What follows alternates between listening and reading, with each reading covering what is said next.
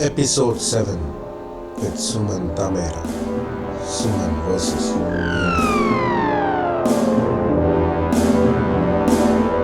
98% of the home pages are not accessible. Oh my god. Yeah, that itself tells how good we are in terms of accessibility.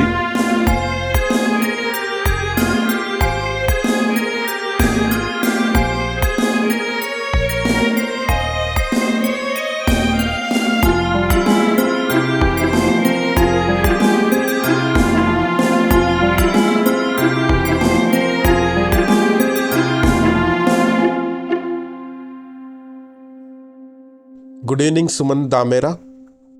Good evening, Suman. So, Suman, you know what?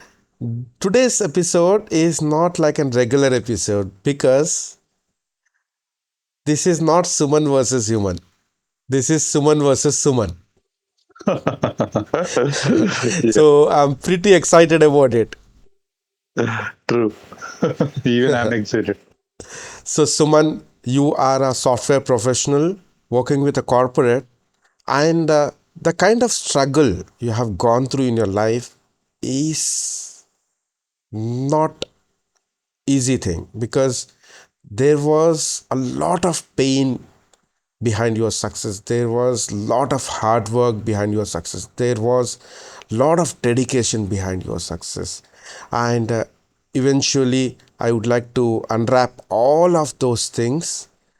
But before going through all those details, Suman, I would like to ask you one simple question. Okay. Tell me, was that really easy for you to come this long? No, it's not very easy. Today, I would like to present Suman Damera to all my listeners because your story is a real motivational story for all of us, Suman. So, Suman, please give us more details in brief about you. So, as you already mentioned, my name is Suman Damera, and I'm working as a senior principal accessibility engineer at Phenom People. Phenom is a corporate and software company that provides HR platform solutions. And before Phenom, I was working in the different other companies. But before that, actually, my struggle start. When I was in my engineering, let me tell about my personal story how I had got into the visually impairment. So actually, what happened? It was my engineering days, and all that happened. So I was pursuing engineering, and some during the night times, I was facing some challenges. And when I went to hospital, even doctors also were not able to understand what was the problem. Local doctors, and we came to Hyderabad L.V. Prasad Institute, and from there we got diagnosed with after doing a lot of tests, and we doctors confirmed that I'm suffering from retinitis pigmentosa (RP), which is a condition. And they also told I will be losing the vision gradually, and one day I'll become totally blind. They also mentioned that, but we could not really take that, and we were shocked with the doctor's statement. At that time, I was having a bright vision, but when doctor said that one, we could not digest. And yeah, anyways, we just came for the normal check, like That time why. you were in engineering, right? Correct.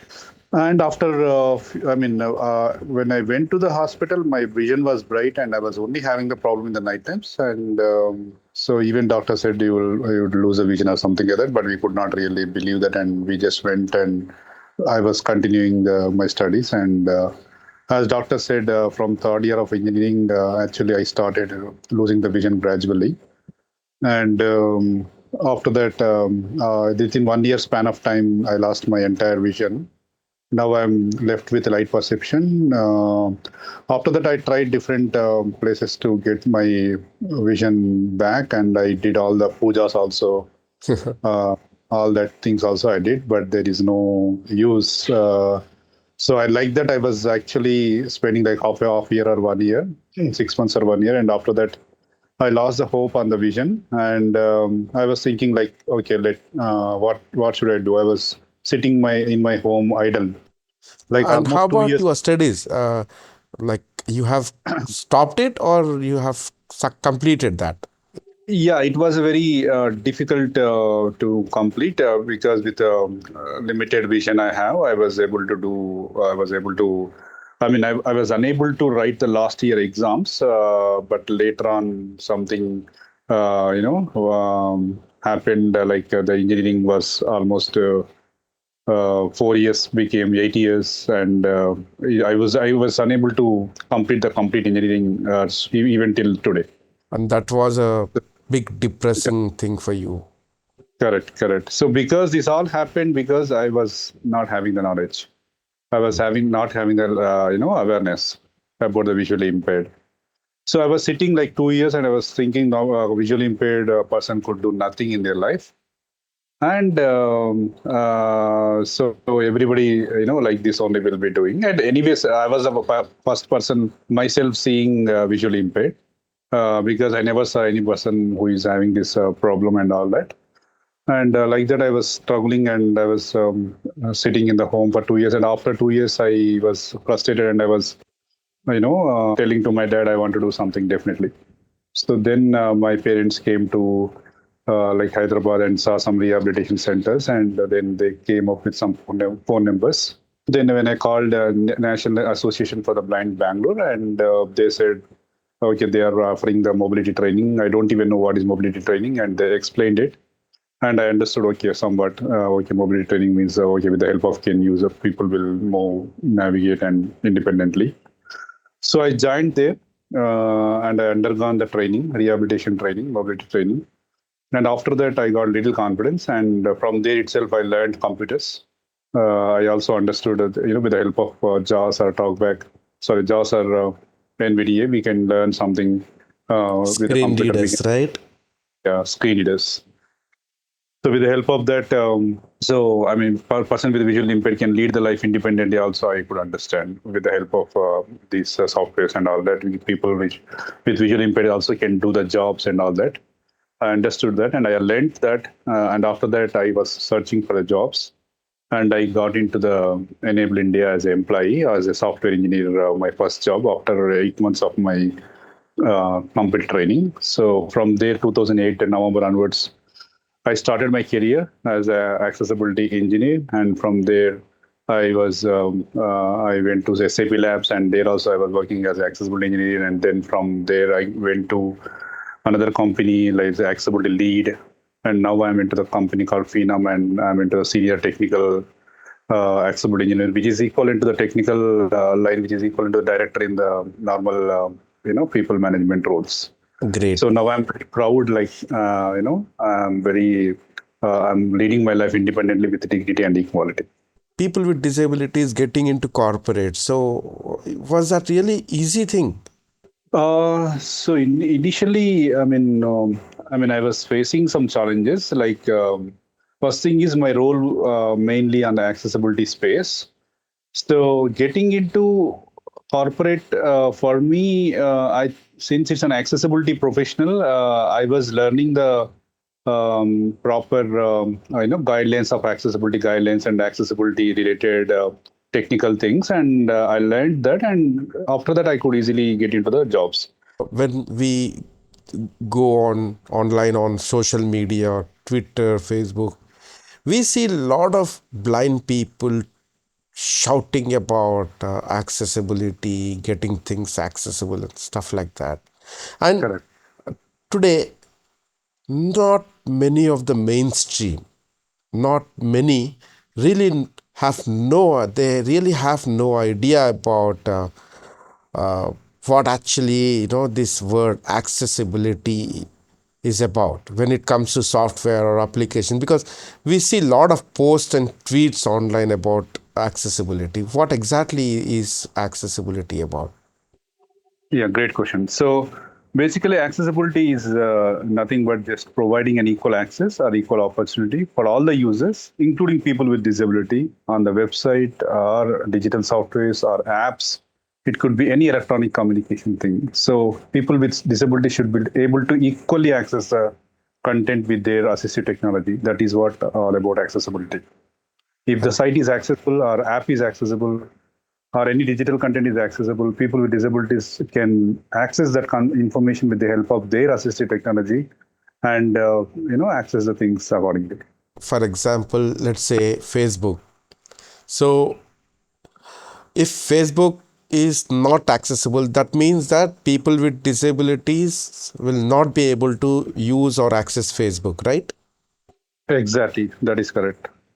Now, when it comes to scale, when it comes to the real world calculations, or you may call it measurements, how likely today softwares are accessible for everyone? So unfortunately, not many. So very, very, very less even today. But it's actually becoming better situation. Now, if you take a recent WebAIM survey, which generally conducts accessibility of the Fortune 500 companies or Fortune 1 billion, 1 million web pages, they conducted a survey, 1 million homepage web pages. 98% of the home pages are not accessible. Oh my God. Yeah, that itself tells how good we are in terms of accessibility. So every year, WebAIM conducts 1 million home pages accessibility audit, and there we understand how we are progressing. That means no matter what kind of accessibility tools you have across the table today, 98% of the websites are still not accessible for the people who are blind. Though they are experts in using computers or mobile phone, whatever, right? Yes, so the home pages survey it is 98% of home pages. It's home page itself not accessible means most of the site also not accessible only, but the survey is on home pages. Yeah. This is very unfortunate, Suman. Yes. What is the key reason behind it? There are two, three things. First is definitely, I could say, lack of awareness. Second thing is people think accessibility is, expensive. Third thing is definitely, people don't, Want always to? think it kind of good to have, these Mm, kind of things actually. mm. So it's not a good to have anymore. It is a kind of a legal right, and it's a law in the United States and other countries. Even in India, also we have a law called RPWD. So we have Which to is abide by nowhere the rules. followed. Yes, that is always there. Yeah, Suman, you have mentioned three areas, right, for the inaccessibility. One is about lack of awareness. correct. Whom you are referring to? Awareness to whom? It's basically for the companies, developers, designers.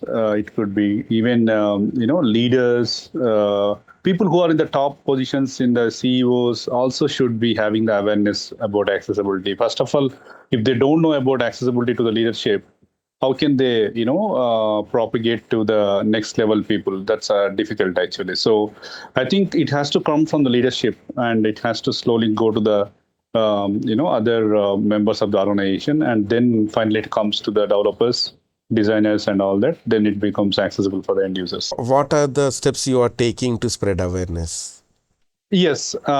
So basically, in the worldwide, we have a awareness days, like a global accessibility awareness day, which generally falls every third Thursday of the May.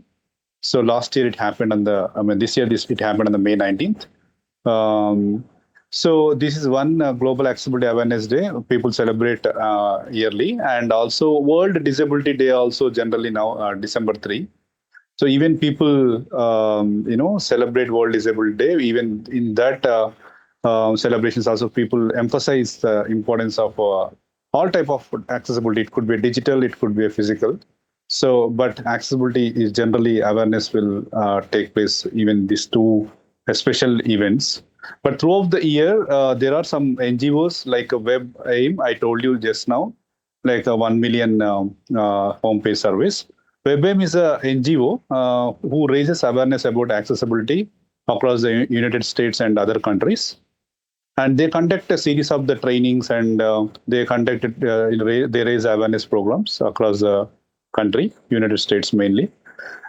So, and that's how the things will generally go. I mean, it's very less people who raise awareness, just like entire year or all the days of the year. So the only the two events people generally do it, and kind of companies like WebBAM, NGOs also raise the awarenesses. Is getting things accessible expensive? That's what. So people think accessibility is an expensive. That's actually a myth, I could say, because definitely accessibility becomes expensive when you do retrofitting. I mean, if you already you developed a site and you want to do accessible, then that's going to be expensive. I agree with that. But if you are having enough knowledge, enough awareness, enough resources, and enough thinking from the beginning, from the scratch, during SDLC, software development lifecycle, if you have the accessibility embedded in that, then your accessibility cost is not very expensive. It's part of your SDLC, and you'll be doing accessibility from the scratch. So that will not take more cost. Do we really need to buy any license or any hardware or any special software tools to make any application accessible? No, we just need a normal development platform that we are using. Like, for example, Visual Studio. You are already developing a Yeah. site with the help of Visual Studio. You in the same Visual Studio, you will be just adding some accessibility attributes. You should be having the enough knowledge how to make the site Yeah, accessible. so it's only about having a basic knowledge about accessibility, right? Exactly. When it is free of cost while developing any application, making it accessible, when it is absolutely free of cost, then why companies really ignore this important thing while they are developing any software? That's what they don't really care. First thing, This is because they here don't know you the. are, there you are. They really don't care about people with disability. Yes, so they don't even. I mean, first of all, even they know it, they don't care. They think that people with disabilities are very less number, and they don't want those audience, those end users. They just want normal people without disabilities. And there are people who thinks about accessibility also, but most of the times we see other side only. My dear listeners, a blind person cannot even buy or order food online through Swiggy or Zomato or whatever it is. Unfortunately, we can't even order anything online to eat. So, Yes. this is the state of software accessibility in our country. Unfortunately, even Aadhaar, India's pride, or you can say India's most important identification proof, the Aadhaar website is also not completely accessible for the people with Uh, disabilities. That's right. Not only are there lots of government websites, not 99.99% of government websites are not accessible. So, so that is very actually unfortunate. Recently, I was looking at my PF balance. I mean, I was trying to see how much PF balance I have, like how much interest got added, and I was trying to see that website. I can't even get into the website. It's really difficult with my screen here to navigate and get into that place to how much interest got added. All that information I'm unable to see properly because of the inaccessibility of the website, and I had to take the sighted person's help and see that. So that means industry, so-called modern software industry is ignoring blind people. In fact, it is in fact more than ignoring blind people. I can say it is denying, declining, and also making blind people more dependent, right? Yes. And the reason is just they just don't care about us. Yes. Small tasks also we have to be dependent means, which is very frustrating actually. So really difficult. how about the software, students, like students of software engineering, uh, like are they really aware of all these accessibility techniques when they are in the college or schools? I don't think any colleges have the accessibility as a knowledge or curriculum factor. So that is also something which we have not yet. I mean, even software companies also not aware of anything so far. So colleges, we don't even we can't even imagine that. If this is integrated into their curriculum, do you think situation will become more better? Even yeah, I believe that probably at least people will understand the basic things, and when they get start working on the companies and they know already about accessibility. So if you start cultivating that culture from the college level, definitely it makes an impact. I also believe that.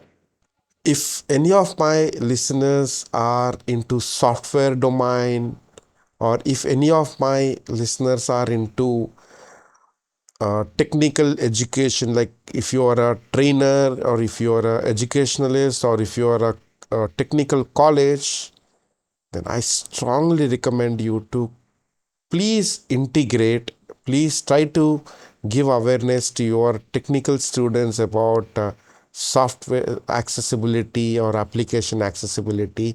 And if you want if you want any presentations or seminars to be conducted, that can be delivered by people like Suman Damera, because these people are accessibility experts.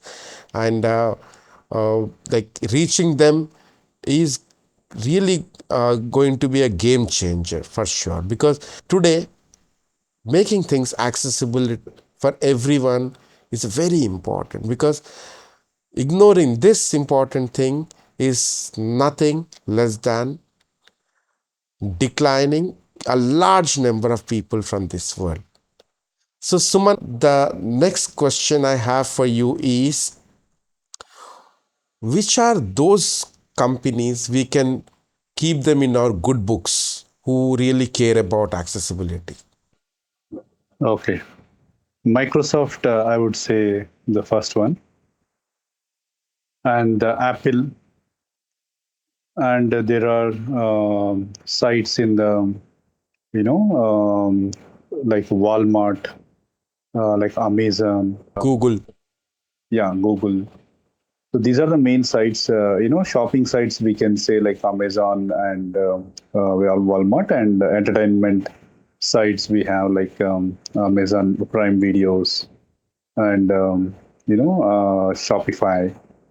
So there are some sites in the entertainment wise, and yeah, as each sector wise we have good numbers. But yeah, these are the main people I can say, like Apple, Microsoft, and Google, and the Amazon, Walmart, and these are the main sites. It's only because of Apple, Amazon, Google, uh, Microsoft, Spotify, and few other, I think less than 10 to 15 companies.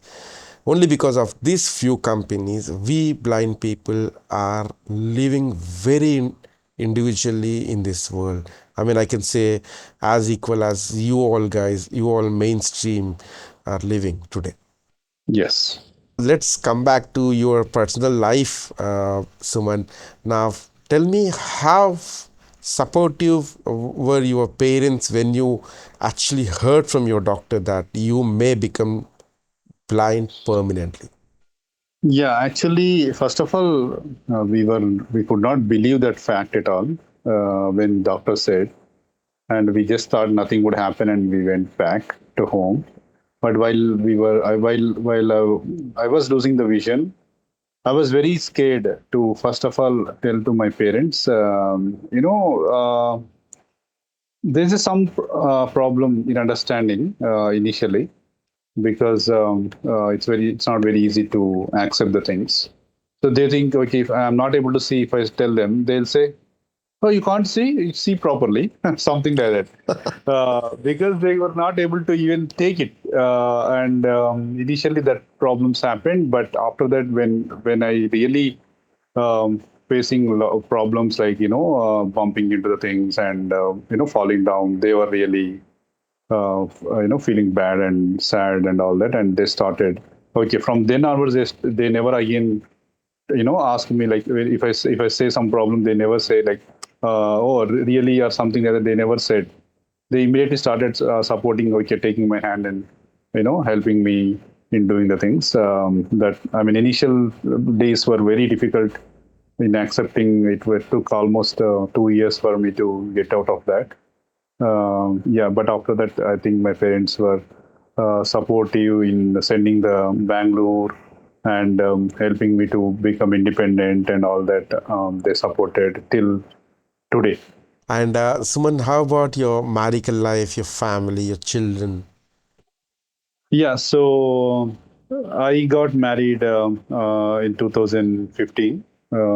So at the age of 31.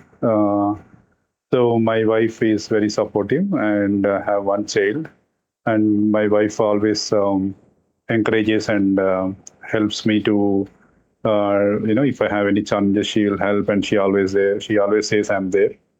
And yeah, so overall supportive and more. She's always helpful. So they're very good understanding and relationship between, including my son. Even my son, understands me now because he was very when he was in small, like 2 years, 3 years, he was not knowing about my challenges. But now he knows the things, and if something, he wants me to read his homework or something like that, what he will do the spelling. He will spell the things, and he'll ask me to pronounce that. So like that now things are changed. Nice. So, unfortunately, today, uh, when it comes to marriage or when it comes to marital relationships of people with disability, not many mainstream girls or ladies come forward to marry a person with disability, right? Yes, So yes, that is still there in the society, though, things are getting modernized, though things are getting more fashionable. Even today, really, uh, people are not coming forward to get married to a person with disability. correct, correct. Why? Why? So it could be multiple reasons. First thing, they just don't know how we lead the life, and they feel they are very insecure. I think that's another thing. So first thing is, I mean, I feel they are not. They feel they don't know how we lead the life. That's what I believe. A second thing is definitely they feel insecure. These are the main two things I feel actually. Both the things are wrong. I mean, their assumption is completely wrong Exactly. because a person with disability can also lead on very normal life, and living with a person with disability is 100% secure. Yes. Now, what message you would like to throw at the software industry today? I feel enabled when the digital content is accessible. I feel disabled when the digital content is inaccessible. So I request every company to focus on the accessibility area and make the people with disabilities life beautiful. Awesome. Suman, I have come to the stage where I ask a common question to all the guest who comes to my show. Now, there is no option to say no. Now, the question I have for you is, if you have full powers to change something in this country, what that would be? Okay. So definitely, I want to. My ideal dream is I want to make the entire things accessible, but it is not possible. But at least I will try to make this in the immediate needy things like websites and apps and whatever digital content or electronic content. I want to make those accessible as soon as I can, if I have the powers, be it government websites, be it private websites, be it any apps, day-to-day apps. Even today, like we have a big basket, country delight apps. To order the milk, I have a difficulty. To place the order in, daily subscriptions, I have a difficulties. I want to change all this. Today, people are talking about artificial intelligence. People are talking about advanced software technologies. When people are saying that software technologies evolved so much that now nothing is impossible. But I would like to quote here that today, unfortunately, people with disabilities can't even order milk online. That is a state of development today, what we have in the software industry. So, listeners, please, please pass on these messages to all those people you know from the software industry. We urge you to please consider accessibility, whatever you're building. It might be a software, it might be an infrastructure, it might be a building. Please consider accessibility because the number of people with disability is not less. So it was lovely talking to you, Suman. Thank you so much for coming to my show and giving us so much of insight. Thanks a lot. Thank you so much.